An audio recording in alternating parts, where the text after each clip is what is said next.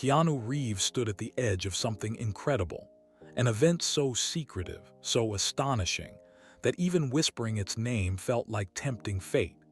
The man who had dodged bullets on screen, who had won hearts with his quiet kindness, was about to host the most jaw-dropping night of his career. It was March 15, 2025, and under the cover of a moonless Lowe's Angel Sky, Keanu had invited a select few to a private screening of his latest passion project, a silent film, a bold, wordless masterpiece he'd poured his soul into. No one knew what was coming, not the guests, not the press, and certainly not the world. What happened that night was so outrageous, so hilariously unhinged, that it would ignite a firestorm unlike anything seen before. Something amazing was about to unfold, something that would leave jaws on the floor and the internet ablaze. But how it started, that's where the real story begins.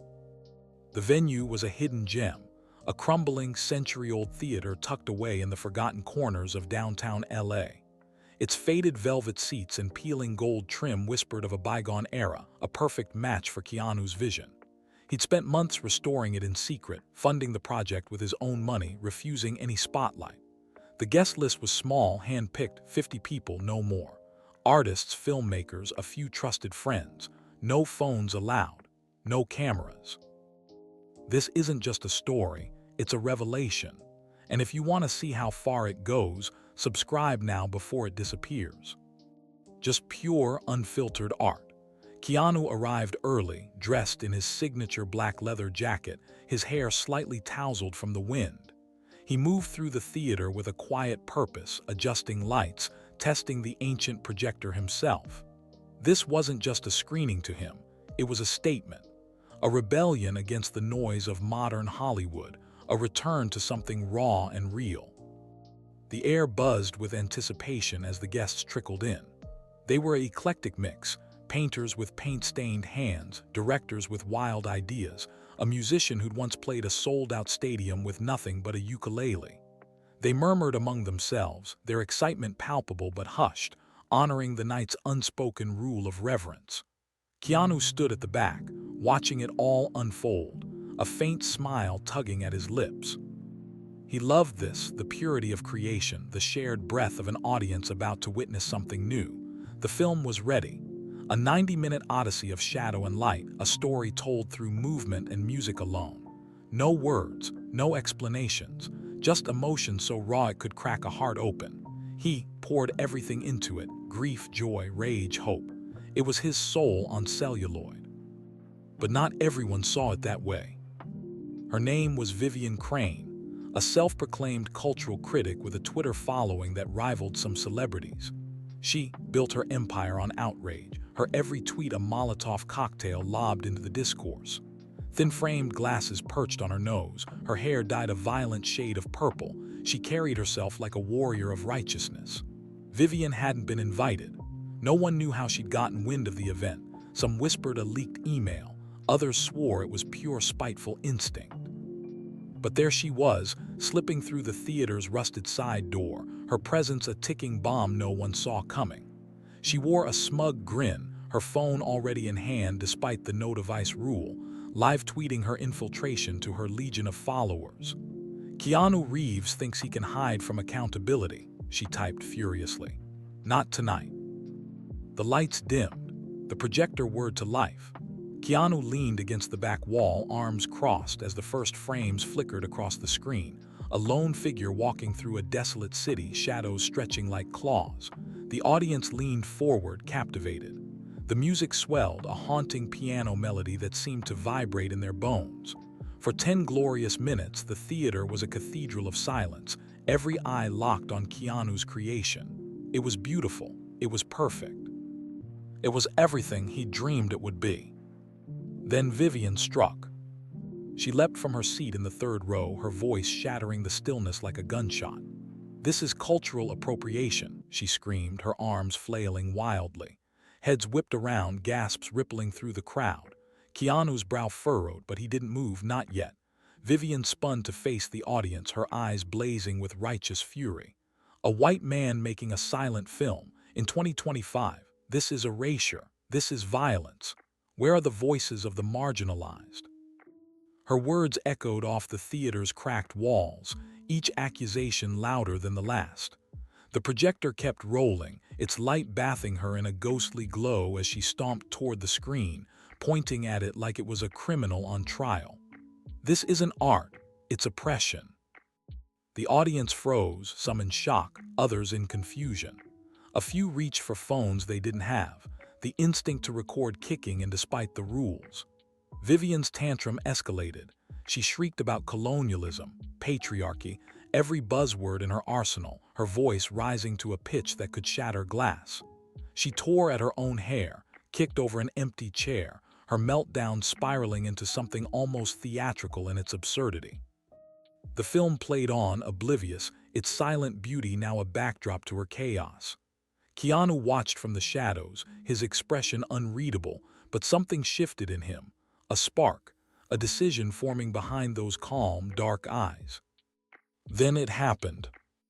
Keanu stepped forward, slow and deliberate, his boots echoing on the worn wooden floor. The room held its breath. Vivian whirled to face him, her chest heaving, ready to unleash another tirade. But before she could, Keanu raised a hand, not in anger, not in surrender, but in command. The gesture was so steady, so powerful, it silenced her mid-breath. He didn't shout. He didn't argue. He just stood there, the weight of his presence filling the theater like a storm rolling in. And then, in a move no one saw coming, he walked to the projector, shut it off with a single flick, and turned to the audience. What he did next would set the world on fire.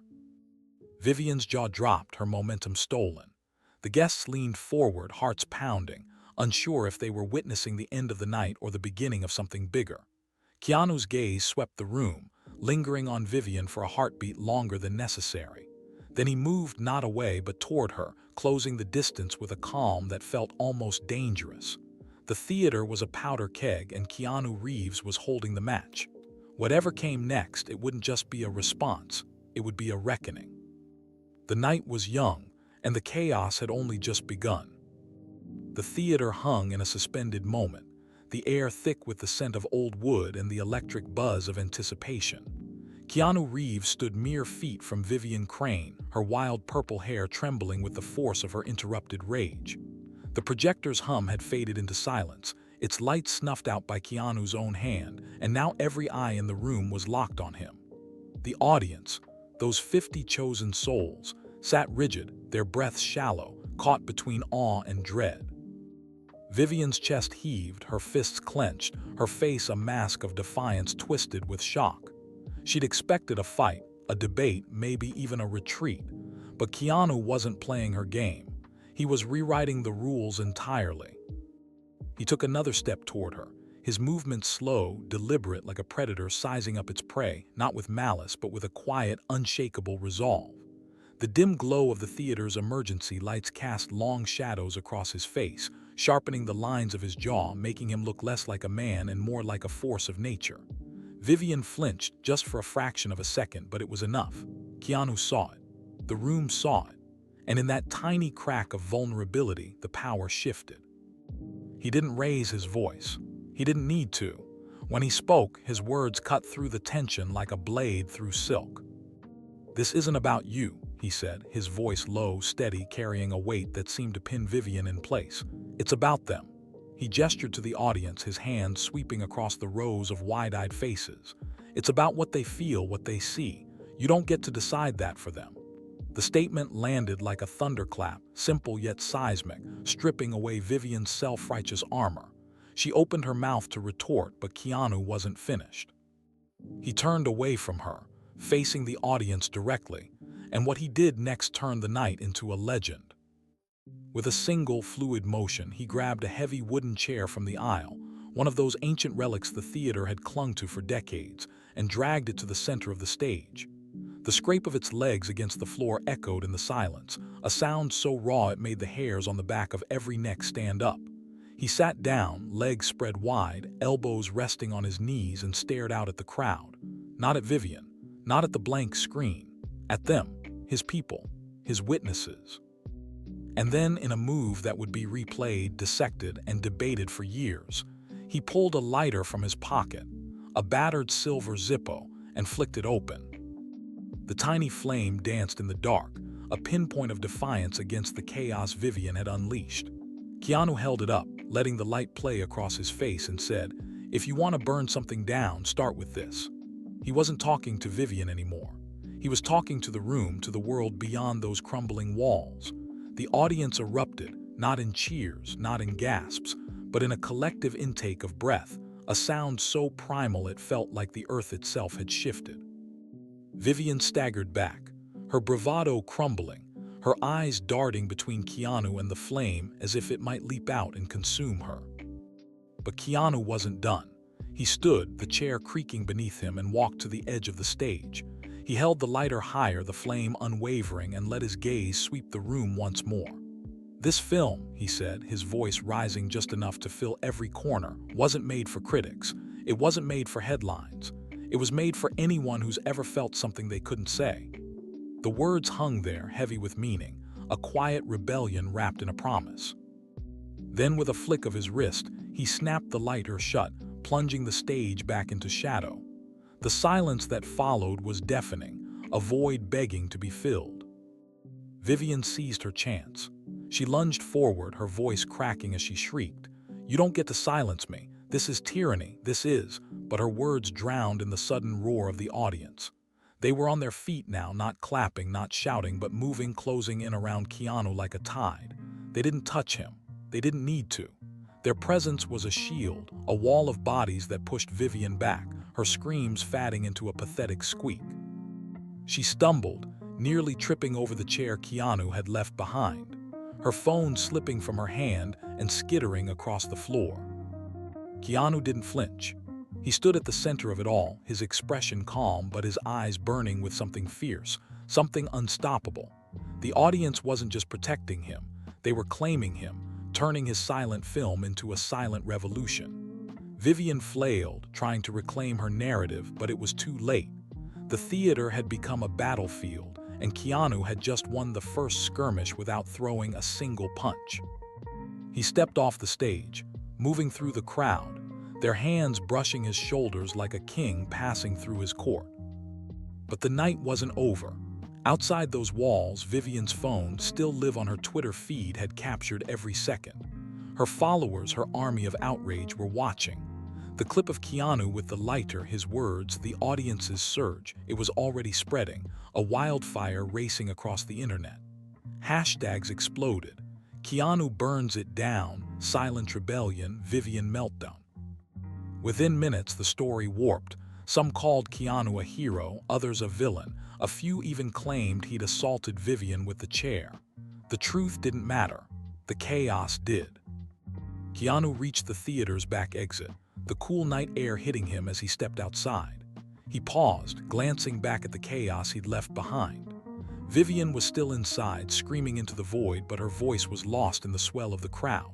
He pulled his jacket tighter, the lighter still warm in his pocket, and walked into the shadows. He wanted a quiet night, a moment of art untouched by the world's noise. Instead, he'd ignited a war, one that would rage far beyond this forgotten theater. And as the first sirens wailed in the distance, drawn by the growing frenzy online, Keanu knew one thing for certain: this was only the beginning. The night swallowed Keanu Reeves as he slipped away from the theater, the distant wail of sirens cutting through the Los Angeles haze like a predator's cry. The air was crisp, tinged with the faint tang of exhaust and the promise of chaos. He moved swiftly, his boots striking the cracked pavement with a rhythm that matched his heartbeat, steady, unshaken, even as the world behind him began to unravel. The lighter in his pocket felt heavier now, a tiny talisman of the storm he'd unleashed. He hadn't meant for this. He'd wanted art, not war. But the moment Vivian Crane's screams hit the internet, the choice was no longer his. The city was waking up, and it was hungry for blood. Back at the theater, the scene had morphed into something feral. Vivian, still reeling from her tumble, scrambled to her feet, her purple hair a tangled mess, her glasses askew. The audience hadn't dispersed, they'd multiplied. Word had spread like wildfire through back channels, drawing curious onlookers, adrenaline junkies, and die-hard Keanu fans who'd caught wind of the live stream. They poured into the alleyways surrounding the old building, their silhouettes flickering under the streetlights. Inside, Vivian clawed her way to the stage, snatching her phone from the floor and thrusting it skyward like a revolutionary flag. "This is what happens when privilege fights back," she bellowed, her voice hoarse but defiant, broadcasting to her swelling legion online. The clip of Keanu with the lighter, his calm, piercing words, the chair, the flame, had already hit 1 million views. Twitter was a battlefield, hashtags clashing like swords. "Keanu burns it down" trended alongside "Vivian was right," each side digging in with a fervor that bordered on madness. Supporters hailed Keanu as a renegade poet, a man who dared to stand against the tyranny of woke outrage. Detractors painted him as a reckless aggressor, twisting the narrative until he was some leather-clad tyrant silencing dissent with fire. Vivian's followers amplified her every word, claiming she'd been physically attacked, an outright lie, but one that stuck like glue in the echo chambers of the internet. Keanu didn't check his phone. He didn't need to. He could feel the pulse of it all, the city's heartbeat quickening, the invisible threads of outrage and adoration tightening around him. He cut through a narrow alley, the walls plastered with faded posters of forgotten films, and emerged onto a side street where the first signs of the storm were already visible. A group of 20-somethings clustered around a parked car, their faces lit by phone screens, arguing loudly. "He's a legend," one shouted, waving a fist. "He's a coward," another snapped back, shoving his friend. A bottle shattered against the curb, the sound sharp and final. Keanu pulled his hood up and kept moving, his presence unnoticed but his shadow inescapable. Half a mile away, the theater was no longer just a building. It was a crucible. Police lights flashed now, their red and blue beams slicing through the growing crowd. Officers barked orders, trying to herd the mass of bodies spilling into the street, but it was like holding water in their hands. Vivian had retreated outside, standing atop a rusted dumpster, her phone still rolling as she ranted to her followers. "Keanu Reeves thinks he's above us all," she cried, her voice cracking with exhaustion. "He shut down my voice, but he won't shut down yours," the crowd roared, some in agreement, some in defiance, and the line between spectator and soldier blurred. A man in a Keanu t-shirt lunged at a Vivian supporter, fists flying, and within seconds, the alley erupted into a chaotic brawl. Keanu reached a quiet intersection, the chaos still a dull roar behind him when he saw it, a massive digital billboard flickering to life above the street. His face stared back at him, a still from Vivian's livestream frozen in time. The lighter raised, the flame glowing, his eyes locked on the camera with an intensity that could melt steel. Below it, in bold, screaming letters, "Keanu-Reeves, hero or villain?" The question pulsed, a taunt, a challenge. He stopped, staring up at it, the wind tugging at his jacket.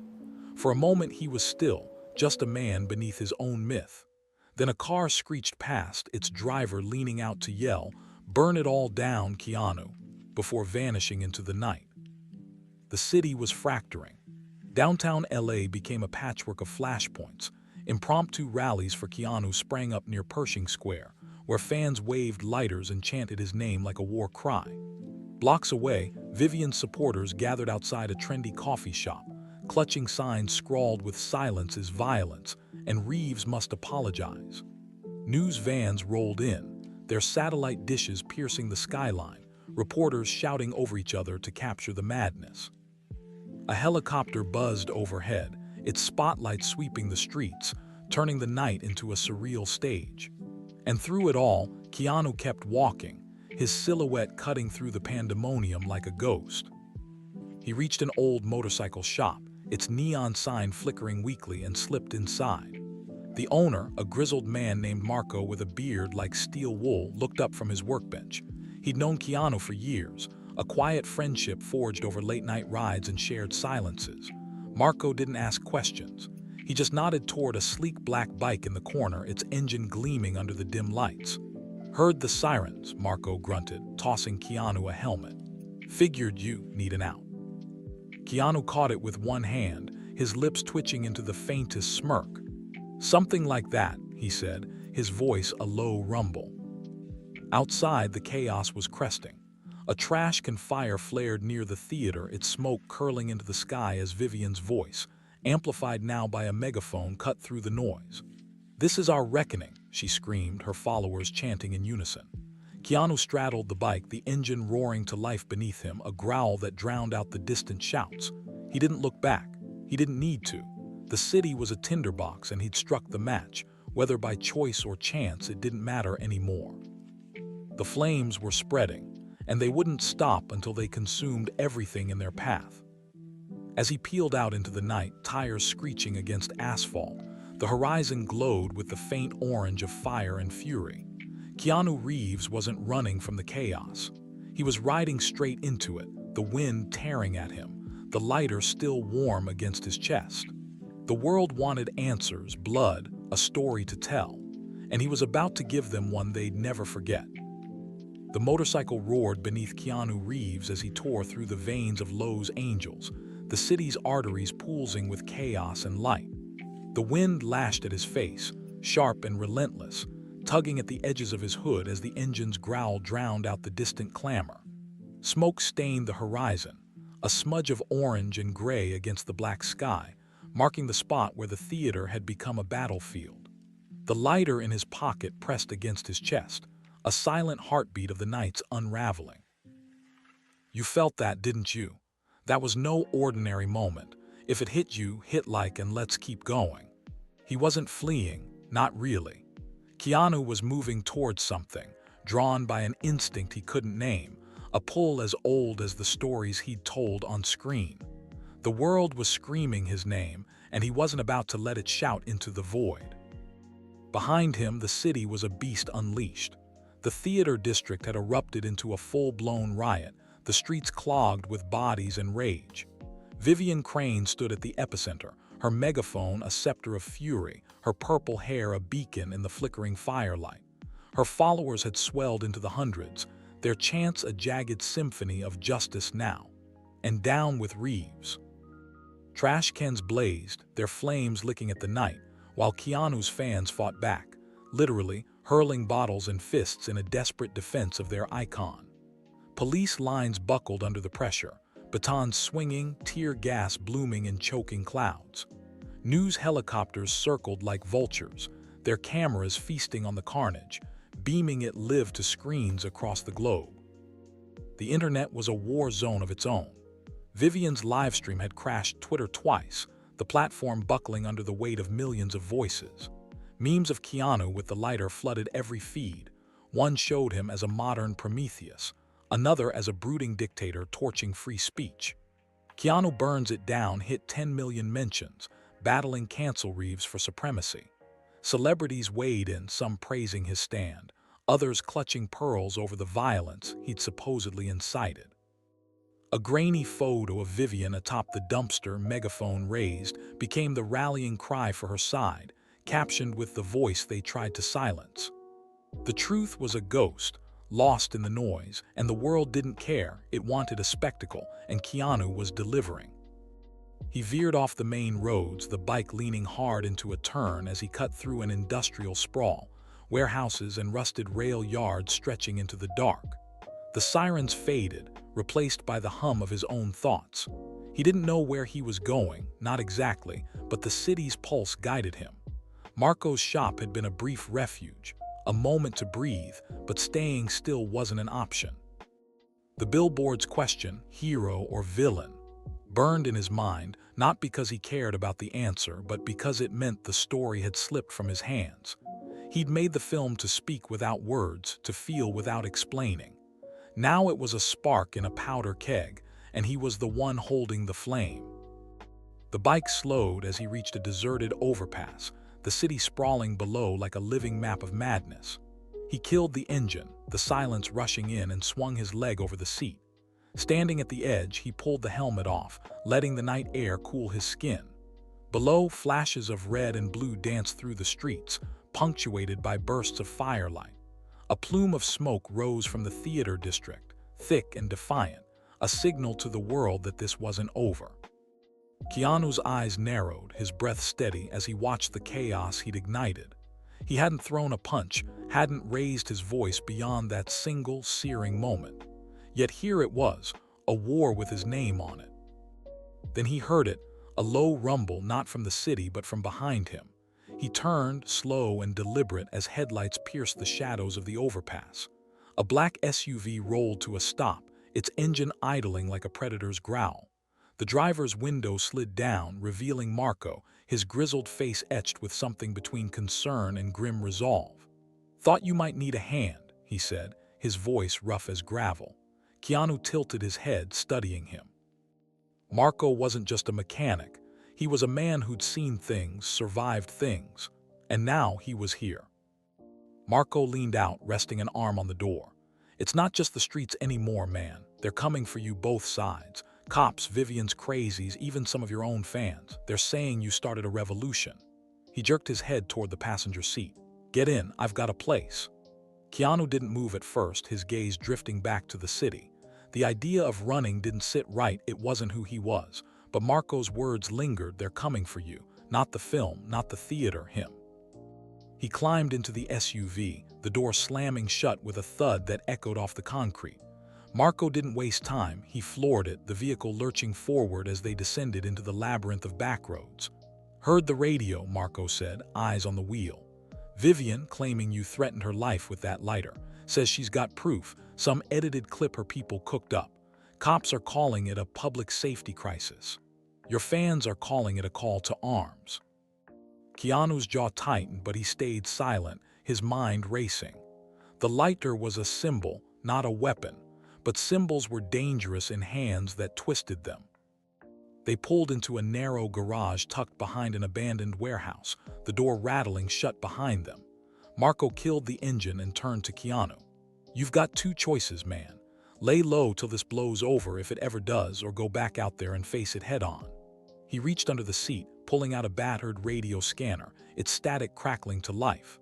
Voices spilled out, police chatter, panicked reports of Reeves sightings. A news anchor breathlessly announcing that the governor was considering a curfew. Marco raised a brow. "Your move." Keanu stared at the scanner, then out at the shadowed garage. The city was a furnace, and he was the ember that had set it ablaze. Hiding wasn't his style, he'd never backed down from a fight on screen or off. But facing it meant stepping into a war he hadn't asked for, one where every move would be twisted, every word weaponized. He pulled the lighter from his pocket, rolling it between his fingers, the metal cool now but still alive with possibility. Then he looked at Marco, his voice low and certain. "I'm not running." Marco nodded, a faint grin breaking through his weathered face. "Didn't think you would." He tossed Keanu a set of keys, smaller, older, not for the SUV. "Back door, bike's fueled. Where you headed?" Keanu stood, slipping the lighter back into his pocket, his silhouette framed by the garage's dim light. "Where it started," he said, "the theater, the heart of the fire." He strode to the back, where a second bike waited, a lean, mean machine built for speed. The engine roared to life, a defiant snarl against the night. Marco watched him go, the garage door rattling open just enough to let him slip through. Keanu hit the streets again, the wind tearing at him, the city's chaos rising to meet him. He wasn't just riding back into the storm, he was riding to reclaim it. The world wanted a reckoning, and Keanu Reeves was about to give them one they'd never see coming. The motorcycle's engine snarled as Keanu Reeves carved through the night, the streets of Los Angeles blurring into streaks of light and shadow. The city was a cauldron now, boiling over with fury and fervor, its pulse hammering in his ears louder than the bike beneath him. Smoke hung heavy in the air, a bitter shroud that stung his eyes as he sped toward the theater, the birthplace of this madness, the ground zero of a war he hadn't started but was damn well going to finish. The lighter in his pocket bounced with every turn, a silent promise of the fire he carried within. Keanu wasn't running toward the chaos to escape it. He was charging in to take it back, to wrest the story from the hands that had twisted it beyond recognition. The theater loomed ahead, its faded facade now a jagged silhouette against the inferno's glow. The streets around it were a war zone, barricades toppled, police lights flashing in frantic rhythm, flames licking at the edges of overturned cars.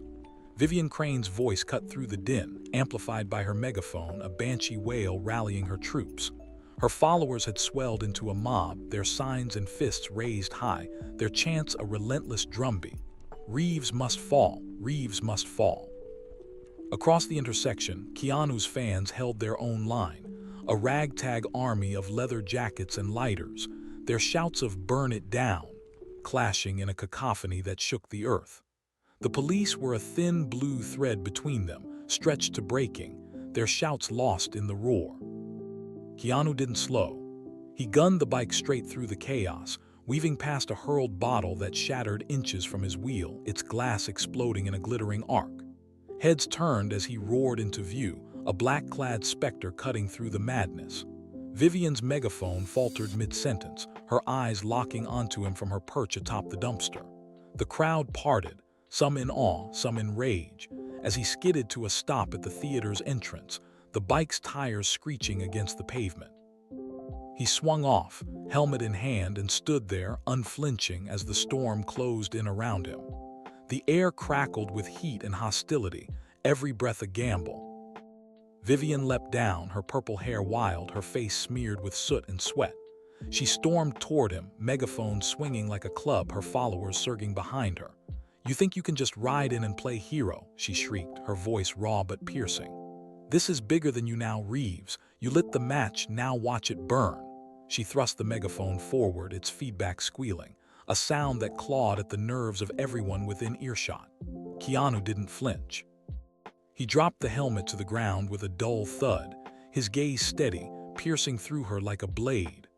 The crowd hushed, a ripple of silence spreading outward, all eyes on the man who'd become both myth and monster. He reached into his pocket, slow and deliberate, and pulled out the lighter. The sight of it sent a gasp through the mob, Vivian sighed, recoiling, his fans leaning forward, breathless. He flicked it open, the flame springing to life, small but fierce, a beacon in the dark. "You want to burn something," he said, his voice low but carrying over the chaos, a quiet thunder that silenced the last of the murmurs. "Burn your lies." He held the flame higher, letting it dance in the wind, its light reflecting in Vivian's wide, furious eyes. She froze, her bravado cracking, the megaphone slipping slightly in her grip. Then the world exploded. A firebomb, crude, homemade, arced through the air from somewhere in Vivian's crowd, shattering against the theater's steps in a bloom of orange and heat. Flames raced up the cracked stone, licking at Keanu's boots, but he didn't move. The crowd screamed, some scattering, others pressing closer, drawn by the violence like moths to a torch. Vivian stumbled back, her megaphone clattering to the ground, her face a mask of shock and triumph twisted together. "See what you've done," she yelled, pointing at the fire as if it were his creation. "This is your legacy." Keanu snapped the lighter shut, the flame vanishing, and stepped through the blaze, the heat brushing his skin but not his resolve. He climbed the burning steps, his silhouette framed by the inferno, and pushed open the theater's doors. Inside, the air was thick with the ghosts of the night, charred velvet seats. The projector toppled, the screen shredded by debris from the riot outside. He moved to the stage, the floor creaking beneath him, and stood where he'd sat hours before, where he'd faced Vivian's first assault. The crowd followed, spilling into the ruined space. Vivian at the front, her followers behind, Keanu's fans shoving their way in, the police too overwhelmed to stop them. It was a collision of worlds, a crucible of rage and reverence, and Keanu was the axis it all spun around. He turned to face them, the firelight from outside casting him in a halo of shadow and glow. "This was never about me," he said, his voice cutting through the chaos like a knife. "It was about what we make, what we feel. You turned it into this." He pointed to the destruction, the flames, the shattered dreams of his silent film. Vivian lunged forward, her finger jabbing at him. "You don't get to rewrite this. You started it." But her words were swallowed by the roar of the crowd, half cheering, half jeering, a tidal wave of sound that shook the walls. Keanu stepped closer to her, close enough to see the tremble in her hands, the desperation in her eyes. "I didn't start this," he said, his tone calm but unyielding. "You did." The accusation hung there, a spark in the dry tinder of the room. Vivian's face twisted, her mouth opening to retort, but before she could, the ceiling groaned, a deep, ominous crack splitting the air. Dust rained down, the fire outside weakening the old beams. The crowd froze, eyes darting upward, the fight draining from them as survival kicked in. Keanu didn't hesitate. He grabbed Vivian's arm, pulling her back just as a chunk of plaster crashed where she'd stood. She yanked free, staggering, her defiance warring with fear. The theater was collapsing, a literal and metaphorical end to the night's madness. Keanu turned to the crowd, his voice rising for the first time. "Get out, now." It wasn't a plea, it was a command, and they obeyed, streaming toward the exits as the flames roared closer. Vivian lingered, her gaze locked on him, a mix of hatred and something unreadable flickering in her eyes. Then she ran, disappearing into the throng. Keanu stood alone on the stage, the fire closing in, the theater groaning its last breaths. He pulled the lighter out one more time, staring at the flame as it flickered against the chaos. This wasn't how it was supposed to end, but it wasn't over, not yet. He snapped it shut and walked into the inferno, the night swallowing him whole as the world outside waited for what came next. The theater burned behind Keanu Reeves as he stepped into the night, the flames roaring like a beast set free, consuming the last traces of his silent dream. The heat pressed against his back, a wall of firelight painting the street in hues of gold and ruin, but he didn't falter. His boots hit the pavement with a steady rhythm, the lighter still clutched in his hand, its metal warm from the chaos it had witnessed. The air was thick with smoke and the acrid sting of tear gas, the city a fractured mosaic of sound, sirens wailing, voices shouting, the crackle of destruction echoing off shattered glass. Los Angeles was a battlefield, and Keanu was its reluctant warrior, walking away from the inferno he'd never meant to ignite. The crowd had scattered when the theater began to collapse, Vivian Crane's followers and Keanu's fans alike fleeing the falling beams and spreading blaze. Police swarmed the scene now, their shouts drowned by the fire's roar, their flashlights cutting through the haze like desperate beacons. Vivian was gone, swept away in the exodus, her megaphone abandoned, her revolution crumbling with the building she'd helped destroy. Keanu didn't look for her. He didn't need to. She made her mark, and so had he. The war they'd fought wasn't about winners or losers. It was about what remained when the smoke cleared. He moved through the chaos, a shadow among shadows, his leather jacket singed at the edges, his face streaked with soot. The streets were alive with the aftermath, people huddled in doorways, staring at the burning theater, their phones glowing as they captured the end of a night that would live forever. News vans lined the perimeter, reporters clamoring over each other, their voices a frantic hum. Reeves' film night ends in disaster. Critic's protest sparks riot. Is this the fall of a legend? Keanu ignored them, his gaze fixed ahead, cutting through the noise like a blade through water. The world could scream all it wanted. He wasn't here for their headlines. He reached the motorcycle, still parked where he'd left it, its black frame unscathed amidst the wreckage. He swung a leg over, the engine growling to life beneath him, a sound that cut through the pandemonium like a promise. But before he could ride off, a figure emerged from the smoke, Marco, his grizzled face etched with exhaustion, a fire axe slung over his shoulder. He'd been in the fray, pulling people from the theater's edge, a silent hero in the madness. "You good?" Marco asked, his voice rough but steady. Keanu nodded, a single sharp motion. "You," Marco grunted, wiping soot from his brow. "Been worse."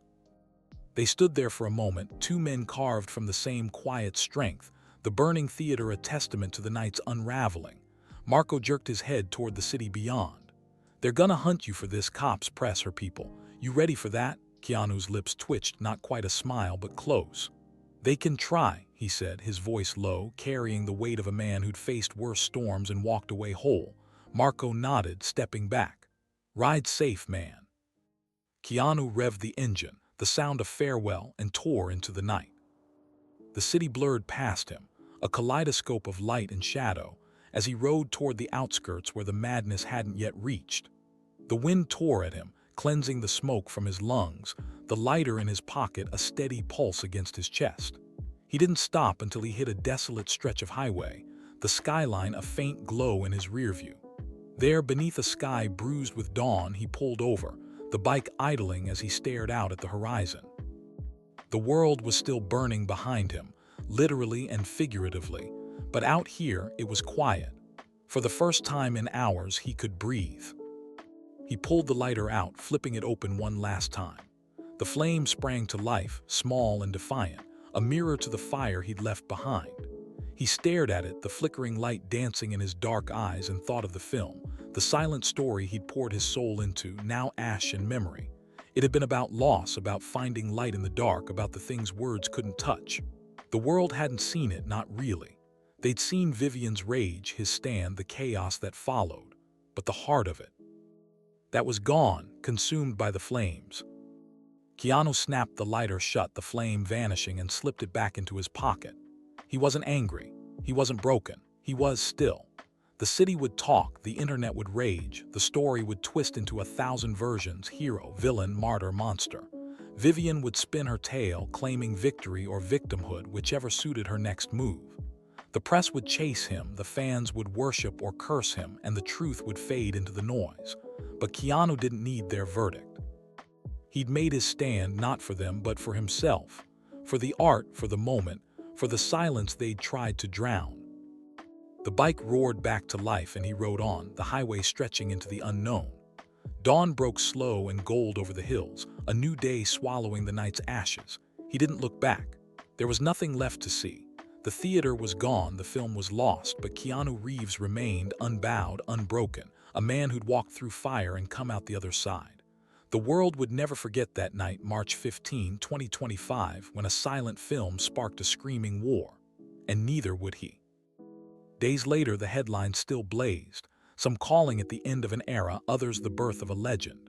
Vivian resurfaced, her purple hair tamed, her voice softer but no less sharp, claiming she'd exposed a truth no one else dared to face. Keanu's fans lit candles outside the theater's ruins, a vigil for a film they'd never see.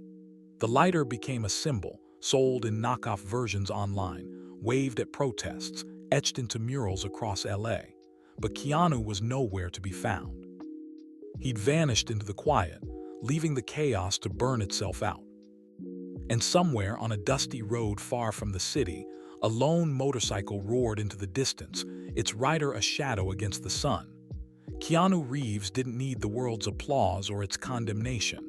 He said what he needed to say, not with words but with fire. The story was over, but the echoes would linger, wild, untamed, and forever his. If you enjoyed this story, there's another video on screen right now. Go ahead and give it a look for an even more astonishing tale. And don't forget, we'll have many more uplifting and dramatic stories coming your way. So make sure you subscribe to our channel, that way you'll never miss our newest uploads.